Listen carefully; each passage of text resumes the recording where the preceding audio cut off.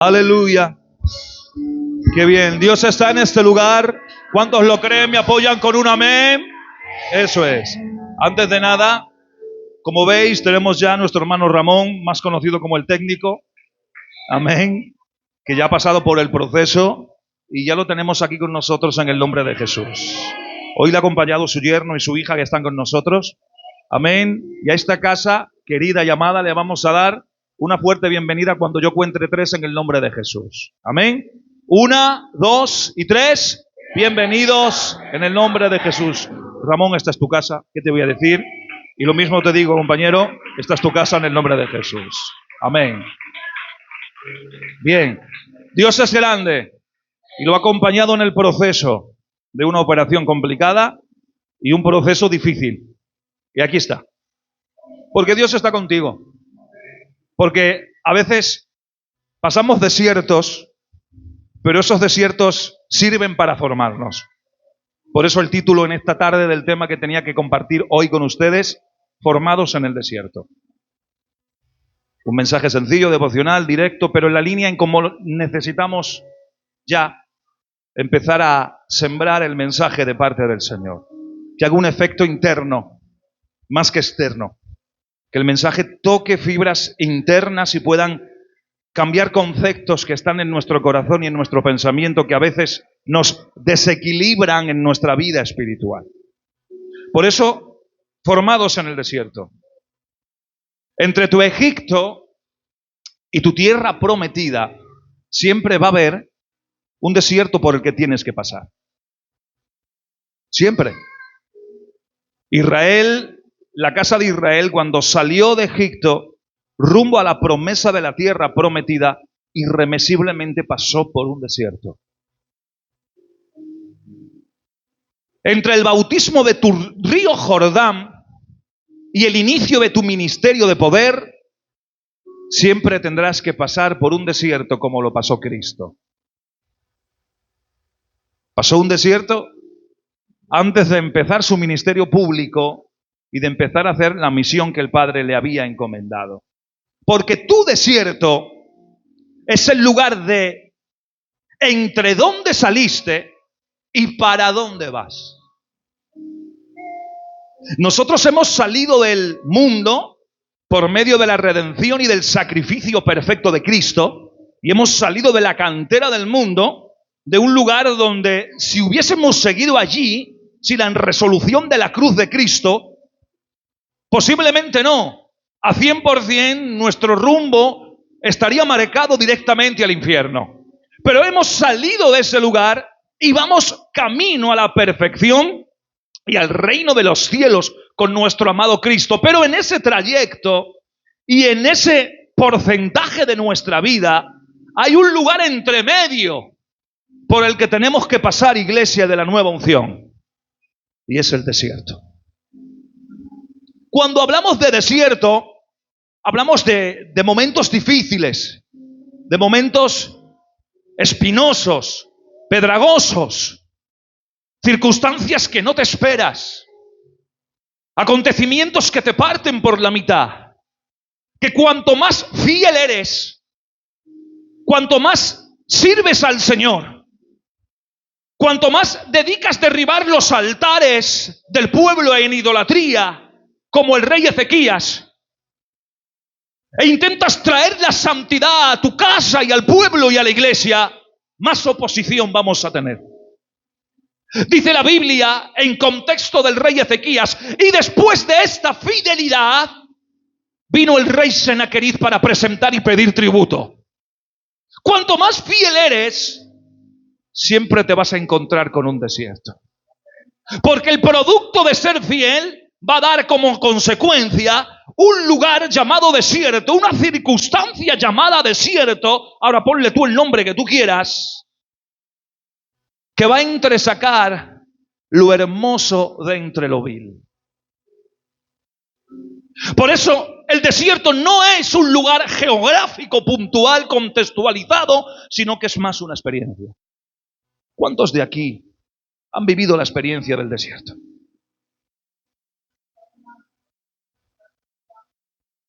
El problema es que no es un solo desierto el que vamos a pasar, sino que nuestro peregrinaje aquí en la tierra va a estar lleno de desiertos. Te voy a dar una información que a lo mejor te va a bajar un poco la moral. Si esperabas que con Cristo era todo felicidad y venir aquí que no ibas a tener problemas, te has equivocado de lugar y de sitio. Vamos a seguir teniendo incluso más problemas.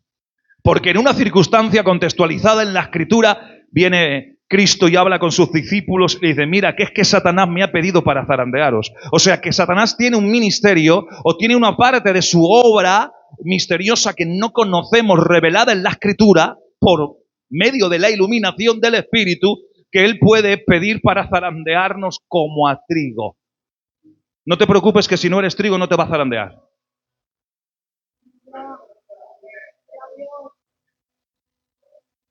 Pero si eres trigo, prepárate. Porque en un momento puntual de tu desierto se te va a zarandear. Por eso, como esta iglesia tiene trigo, en un momento puntual de nuestra historia estamos siendo zarandeados. Pero aquí está el Señor, que ha rogado por nosotros para que nuestra fe no falte.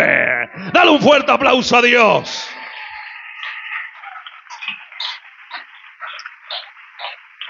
Hay personas que pueden estar en un palacio, pero pueden estar pasando un desierto, porque el desierto, como he puntualizado, no es un lugar geográfico, es una experiencia. Es un momento difícil en la vida. Porque el desierto no es un lugar geográfico, es una experiencia donde Dios te va a llevar o te va a permitir entrar para enseñarte, atención ahora a esto, voy a transmitiros fe con la palabra, que aún con pocos recursos se puede ver la gloria de Dios en tu vida. Con pocos recursos, porque en el desierto no tienes a nadie, todo el mundo te falla. La familia te da la espalda, los amigos no existen. En el desierto no tienes lo que tú tenías, lo económico con lo que podías afrontar, tu situación y tu tranquilidad, todo se vuelve oscuro. Parece que entras en un túnel donde no hay salida, no hay nadie, pero atención, si Dios ha permitido que entres en el desierto es para demostrarte que aún con pocos recursos Dios va a manifestar su gloria, Dios va a estar contigo, Dios te va a levantar, Dios te va a abrazar y Dios va a caminar de una manera que nunca jamás en la vida vas a verlo. Porque lo que pasa en el desierto es íntimo entre Dios y tú y Él. Cuando estés bien ya no va a volver a pasar. Los mayores milagros y plagas de la historia con un simple palo se hicieron cuando estaban fuera del arca, en terreno de Israel, las plagas de Egipto. Pero cuando ya la vara de Aarón, que era de Moisés, prestada por Aarón, entró en el lugar santísimo, dio flor, fruto, ya saben ustedes, dejó de hacer milagros. O ser el utensilio de los milagros. Porque es en el momento difícil cuando Dios manifiesta su gloria. Porque no te ha dejado solo el Señor.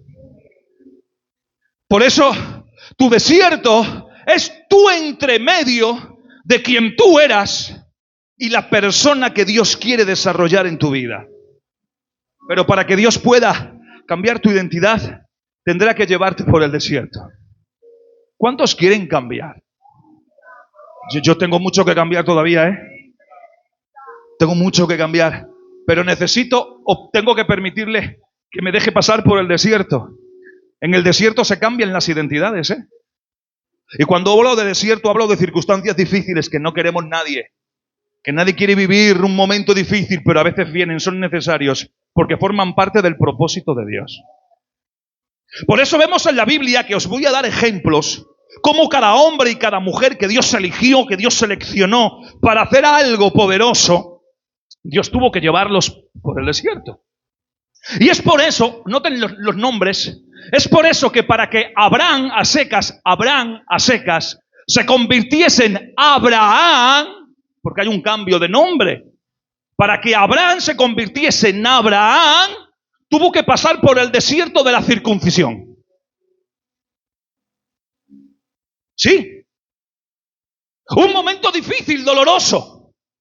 Porque la circuncisión tiene que ver con una señal que Dios quería, trayendo a esta persona que todavía no existía la nación de Israel, para hacer de él y sacar de sus lomos la nación del pueblo elegido, pero ese pueblo necesitaba tener una señal del pacto, que era la circuncisión. La circuncisión es un rito que se hace a los 8 días del niño nacido. Es indoloro para un bebé de 8 días, pero para una persona adulta te tira como una semana en la cama y con fiebres muy altas. O sea, que ahora Abraham, que ya era mayor, era un proceso doloroso. Pasó por el desierto del dolor.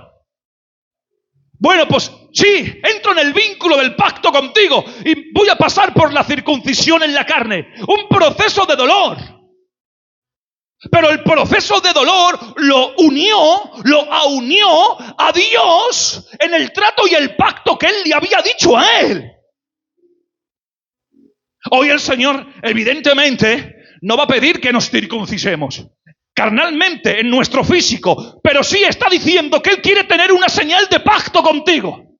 Y para tener una señal de pacto contigo es necesario circuncidar nuestro corazón. Y que nuestro corazón esté circuncidado a tal extremo que quien habite dentro de él con todas las capacidades sea Dios y no tu persona. Porque a veces hemos hecho algo horroroso. Hemos puesto nuestro yo en el corazón y hemos destronado a Cristo de nuestro propio corazón.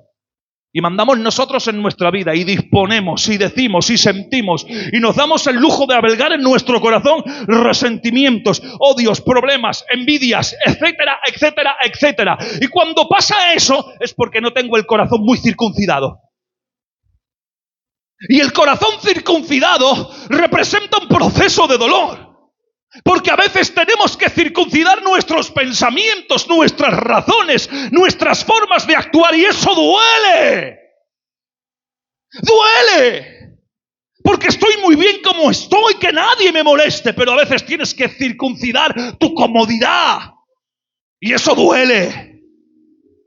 Estoy aquí, yo no me meto con nadie, yo sigo adorando al Señor. Sí, pero a veces tenemos que circuncidar lo más profundo del corazón, que el pastor no lo ve, que los hermanos tampoco, pero que Dios conoce lo más íntimo de tus entrañas y corazón.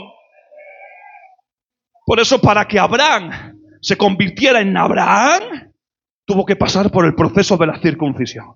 Un proceso doloroso. Es que hay en la vida procesos que nos duelen. A veces vestimos con hábitos negros, pasamos enfermedades tortuosas, momentos difíciles de dolor, que no hemos pedido a la vida que nos regale ese dolor, que nos ha venido, pero hemos hecho un pacto de fidelidad con Dios y hemos pasado fielmente el proceso de nuestro dolor. Si pudiéramos subir por aquí, cada uno,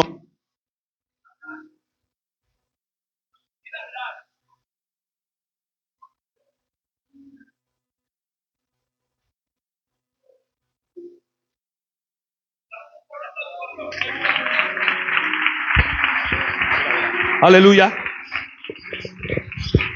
Amén. Si cada uno de ustedes pasara por acá y nos contase un proceso doloroso de su vida, creo que todos aquí saldríamos llorando. Porque a cada cual sería peor.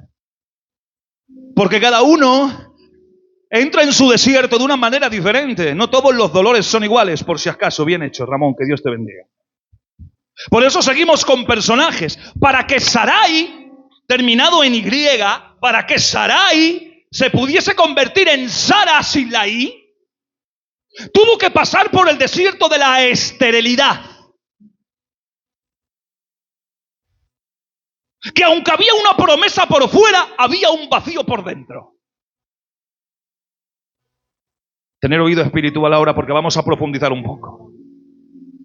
Por años vivía con un vacío por dentro, aunque había una promesa de Dios por fuera. Y el tiempo pasaba y seguía el vacío por dentro. Pero Sarai se convirtió en Sara porque se mantuvo fiel en su desierto de esterilidad. Que te va a dar, sí, pero están pasando los años, pero aquí estoy. Que aquí me mantengo. Que pasa el tiempo, pero aquí estoy seca. Que estáis gozando, Abraham, que sé que Dios te ha dado la promesa, pero yo estoy seca por dentro todavía.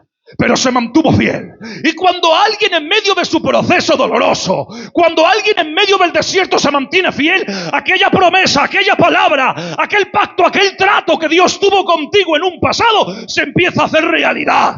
Porque Dios es un Dios de pactos, es un Dios de promesas, es un Dios de fidelidad.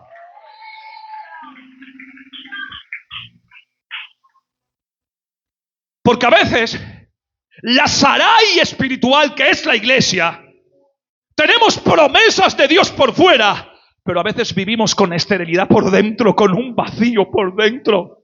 ¿Qué pasa, Señor? ¿Por qué nos pasa esto? Si estamos gozando, ¿por qué ahora este problema? ¿Por qué ahora este otro problema? ¿Por qué este valle? ¿Por qué esta enfermedad? Mantente fiel en tu circunstancia, iglesia. Mantente fiel en tu circunstancia, porque hay promesas de Dios para la iglesia. Hay promesas para que la Sarai se convierta en Sara. Y cuando la Sarai se va a convertir en Sara, cuando Cristo venga, se lleva a la iglesia, seamos resucitados, glorificados, y con Cristo estemos en el reino de los cielos. Hay una promesa de su venida. Es que mira los problemas, sí, pero Cristo viene, lo ha dicho. Que llevamos muchos años esperándolo, con un vacío por dentro, sí, pero hay una promesa de Dios. Iglesia, mantente fiel. Iglesia, mantente fiel en tu desierto.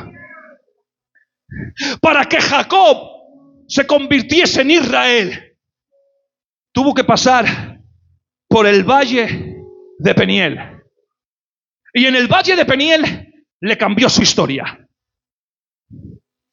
Porque aquel que entró en el valle de Peniel erguido y caminando con rectitud, cuando llegó y se encontró con el ángel de Jehová, que es una manifestación preencarnada de Cristo en el Antiguo Testamento, su vida cambió. Cuando salió con un nombre diferente. Ya no te llamas Jacob, sino Israel. Y aquel que salía erguido y andaba recto, salió cojeando para toda la vida. Porque el que tiene un encuentro con Dios en su desierto, tiene una marca de identidad para siempre. Cambia. ¿Cómo podían identificar sus hijos que algo le pasó a Jacob? Porque vino cojeando. Papá, ¿qué te ha pasado? Nada, he tenido una lucha con el ángel de Jehová. Pero si él viniese andando, igual que había entrado, sus hijos no le podrían preguntar porque aparentemente no pasó nada. Pero como lo ven cojeando, ¿qué ha pasado? Es que me he encontrado con el Señor. Pero no te encontraste en Betel, no, en Betel me encontré con la casa de Dios. Pero es que en Peniel me he encontrado con el Dios de la casa. Y el culto no me cambió el Dios del culto. Y en Peniel me he encontrado con Él y mira, voy a quedar cojo, voy a necesitar de un apoyo para toda la vida. Para que el mundo pueda preguntarte qué te ha pasado. En tu valle de Peniel tienes que entender un encuentro de verdad y real con Dios. Y cuando te encuentres con Él en un momento de tu vida, vas a salir con una marca de identidad, con una cojera espiritualmente hablando, que te tienen que preguntar los de afuera. Pero si tú eras que no había quien pudiera contigo, ¿qué te ha pasado? Es que he tenido un encuentro con Dios. Pero si tú hablabas, que ya no hablas así, he tenido un encuentro con Dios. Pero si hacías aquello, he tenido un encuentro con Dios. Pero si no dejabas casa de apuestas, pero es que ya no entro porque he tenido un encuentro con Dios. Claro, porque aquel que se encuentra con Dios cambia y quedan marcas que se evidencian por fuera.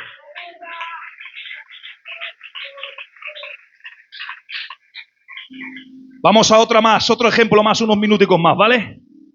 Este nombre a lo mejor no lo conocen, pero ahora ya verás que después del mensaje muchos van a leer la Biblia y encontrarlo. No os voy a decir dónde está en el capítulo para que leáis el libro. Para que Hadasha, ¿quién es esa? Ay, que Dios te bendiga, ¿quién lo ha dicho? Para que Hadasha se convirtiese en Esther. Hadasha es el nombre que Esther tiene en el primer capítulo de su libro. Para que Hadasha se convirtiera en Esther, tuvo que pasar por el desierto de ser huérfana. Y una vez pasado por el desierto de ser huérfana, fíjense por dónde se convirtió en reina. Pero fue fiel en su orfandad. Y Dios la llevó a ser reina. Para que la Hadasha espiritual, la iglesia, se pueda convertir en Esther, tenemos que mantenernos fiel cuando no tenemos el apoyo de nadie, cuando estamos solos, Cuando estamos rodeados de familia y de gente y te encuentras solo, sola. ¿Qué es esto? Si tengo estoy solo. Mantente fiel. Donde no tienes a nadie, donde no hay nadie que te apoye. Pero escúchame, mantente fiel. Que Dios tiene un proyecto de cambiarte, de dejar de que seas huérfana para que seas la reina por encima de todas las cosas. Amén. Por eso la Hadasha espiritual, Esther se convirtió en Esther y dejó de ser Hadasha y se convirtió en reina. Es que hay momentos en la vida, a ver cómo puedo introducir esto yo, sin herir la sensibilidad del espectador. Hay momentos en la vida que somos esa Hadasha que no tenemos a nadie. Pero si este era mi mejor amigo, pero sí, que no, que vas a tener que pasar por un lugar donde te veas solo y sola. Que hay desiertos donde solamente vas a entrar tú y nadie te va a acompañar. Vas a convertirte en Hadasha, sola, solo, sin nadie. Pero espérenme, porque ese es un proceso que Dios permite para llevarte al lugar que Dios ha diseñado para ti. La Biblia dice que ha hecho de nosotros un reino de sacerdotes. La Biblia dice Apocalipsis que nos ha hecho reyes y sacerdotes. Pero atención, la palabra aquí está mal traducida. La palabra reyes es la palabra griega basileia. Y la palabra basileia no habla de reyes, sino de reino. De sacerdotes sí, de reyes no. Porque el único rey de reyes es Cristo. De nosotros ha hecho un reino donde el rey es Cristo y rige sobre nosotros. Lo que sí ha hecho de nosotros es un sacerdocio. ¿Y qué significa? Porque es que si nos hace reyes, nada más queremos mandar, decir y dirigir. Por eso no nos ha hecho reyes, nos ha hecho reino para que el rey rija sobre nosotros. Pero sí nos ha hecho sacerdotes. ¿Para qué? Para que nada más estemos adorándole, bendiciéndole y pidiendo los unos por los otros. Y cuando Hadasha deja de ser Hadasha para convertirse en reina, significa en nosotros que dejamos de ser lo que éramos para convertirnos en intercesores, oradores y mediadores entre Dios y los hombres en medio de la iglesia. Y cuando hay un problema y una circunstancia, tú tienes que orar por ello desde tu casa. La oración es poderosa y es eficaz cuando la ponemos en práctica. Para que Belsasar se pudiese convertir en Daniel, tuvo que pasar por la experiencia del foso de los leones. Y dejó de ser Belsasar para convertirse en Daniel. Porque hay momentos que es así, que hay desiertos diferentes donde se te va a meter en un lugar donde hay leones y leonas alrededor. Donde la crítica, la murmuración, el chisme, la mentira, la invección se hace a tal manera que parecen leones rugientes alrededor de ti en el momento circunstancial donde estás viviendo. Y hay momentos que la Belsasar o el Belsasar espiritual que es la iglesia se ve en un foso de leones. Y venga críticas, y venga comentarios, y venga murmuraciones, y venga exageraciones. Yo no sé lo que pasa hoy en día en el pueblo de Dios a nivel general, que hablamos en silencio aquí, el Marcos y yo, y sin salir a la calle, ya lo sabe el pueblo. Pero si por lo menos supiera la verdad, pero es que han exagerado, han adulterado la verdad. Y eso es un peligro. Eso es un peligro porque atenta contra la reputación de muchos. Y contra el ministerio, el testimonio de muchos. Cuando alguien exagera, adultera la verdad, daña a las personas que se mantienen íntegras y fieles. Por eso a veces nos vemos metidos dentro de un foso de leones. ¿Pero qué tenemos que hacer nosotros? Orar, orar, orar. No cuestionó Daniel el por qué habían inventado el chisme. No cuestionó Daniel el por qué habían dicho lo que habían dicho. ¿Qué va? ¿Para qué sacar comentarios? ¿Para qué decir nada más? Se puso a orar, se puso a orar, se puso a orar, se puso a orar. Y los leones no se lo comieron.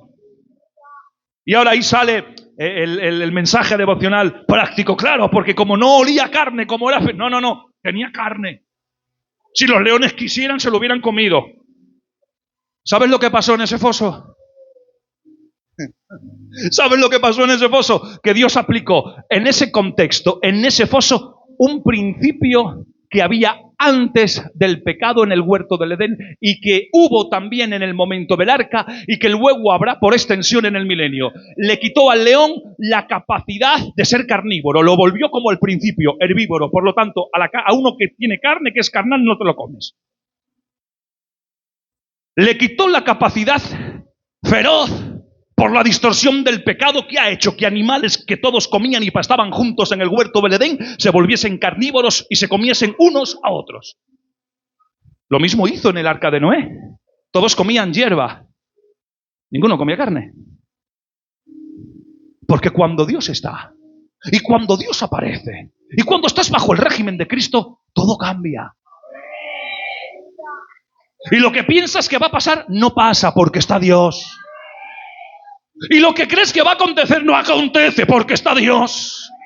Porque en la visión del reino de Dios es diferente a la visión carnal. Yo puedo, ¿cómo se dice? Augurar. Sí, yo puedo augurar un mal pronóstico. Yo qué sé, para el mes que viene, dentro de 2 meses, dentro de 3. ¡Ay, Dios mío! Pero Dios dice, ¿pero qué estás diciendo si yo hago así? Y estáis bajo mi gobierno y yo cambio todo. Pero para que eso pase, ¿qué tenemos que hacer? El problema es que a veces nos vemos en desiertos de fosos de leones y no oramos. Y cuando no oramos, ¿qué pasa? ¿Qué les pasó a aquellos que los tiraron, que acusaron a Daniel? Que no oraban. En el aire los despedazaron, porque los leones tenían hambre en ese momento. Ay, Dios mío. Entre tu Simón y tu Pedro tienes que pasar por un proceso donde posiblemente negarás a Jesús, donde no darás la talla, donde la mangarás. Pero la cuestión no es mangarla, no es no he dado la talla, no he caído, no. La cuestión es tener la capacidad de pedir perdón y arrepentirse. Para que Simón se convierta en Pedro hubo un arrepentimiento. Resucita Jesús, tiene una conversación con él y dice: ¿Pedro, me amas? Sí, Señor, tú sabes que te amo. Pedro, ¿me ama? Tú sabes que te amo. Pedro, ¿me amas? Y entristeciéndose, tú sabes que te quiero.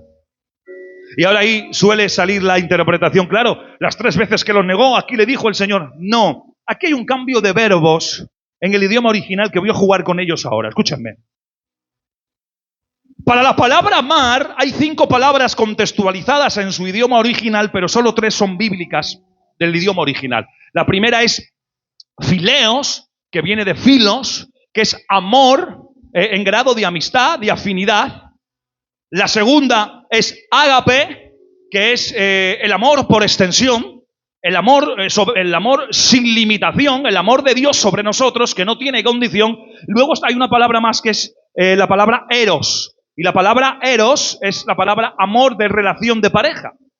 Son las 3 que aparecen en la Escritura en el contexto de su idioma original. Ahora, aquí hay una conjunción de palabras que si no vas a su origen no conoces.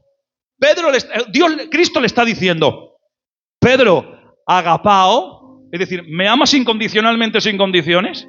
Pedro, agapao, y él le responde, sí, Señor, te fileo. ¿Ay? O sea, que todavía pones condiciones. Le vuelve a decir, Pedro, agapao. Y Pedro dice, sí, Señor, te fileo. Todavía tienes condicionantes. Y al final le dice, el Señor cambia el verbo, Pedro, ¿me fileas? Y dice Pedro, entristecido porque entendió la palabra que le había dicho el Señor, sí, Señor, te fileo. Todavía había condiciones, pero tuvo la capacidad Pedro en esa conversación con el Señor de no engañarle o tratar de engañarle. Fue sincero. Le dijo lo que había. Todavía tengo condiciones, sigo siendo un hombre que tengo que cambiar. Que Dios nos ayude en el nombre de Jesús a tener la capacidad de reconocer y de mantenernos fiel. Y si tenemos que decir, aquí estoy, Señor, trata conmigo, pero yo quiero tu restauración en el nombre de Jesús. Dale un fuerte aplauso a Dios.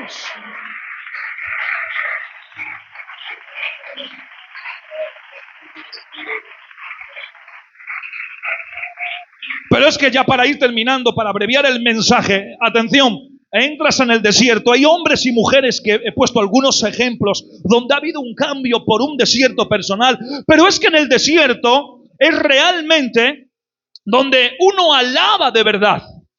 Los auténticos alaban en espíritu y en verdad. Solo los auténticos saben hacer esto. Porque los verdaderos, los que son de Dios, alaban en medio del desierto. Son auténticos adoradores en espíritu y en verdad. ¿Qué significa esto? Esta frase. Y los verdaderos adoradores le adoran.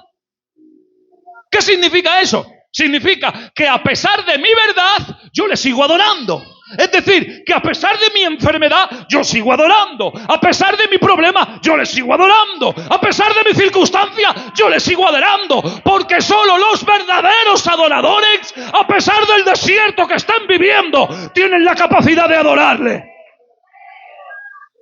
Pero no solo eso, sino que en el desierto también fue donde Dios estableció el sacerdocio.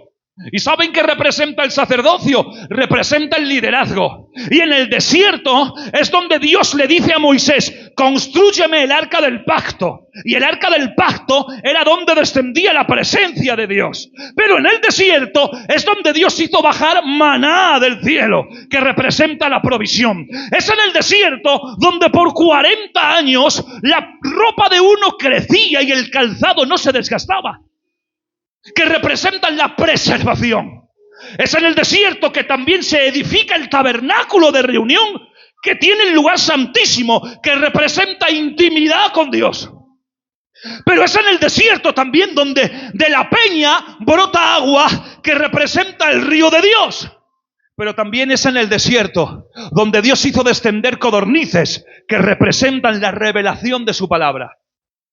Simplemente te quiero decir, iglesia, que si Dios permite tu desierto, atención ahora, si Dios permite que entres en tu desierto, es porque en tu desierto habrá alabanza, en tu desierto habrá liderazgo, en tu desierto habrá gloria, en tu desierto habrá provisión, en tu desierto habrá preservación, en tu desierto tendrás intimidad con Dios, en tu desierto verás el río de Dios, en tu desierto tendrás revelación de la palabra. Yo a esto le doy un fuerte aplauso, iglesia.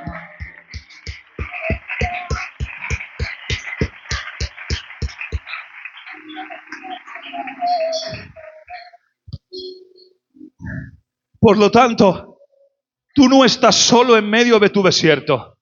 Dios está contigo. ¿Sabéis que todos estos milagros y experiencias de Israel ya no se volvieron a ver una vez que estaba en la tierra prometida? Fue en el desierto.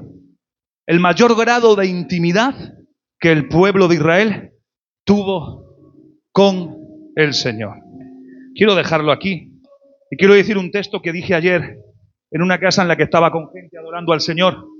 Dije un texto que a mí me llama mucho la atención, Oseas 2:14, si no recuerdo mal.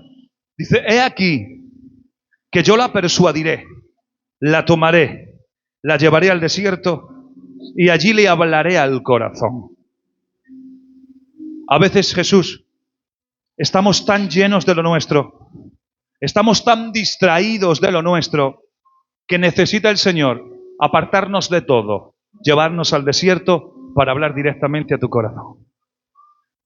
¿Pero qué tiene que hacer la iglesia? Mantenerse fiel y adorar. A Dios gracias en esta tarde por su palabra en nuestros corazones. Dale un fuerte aplauso a Dios.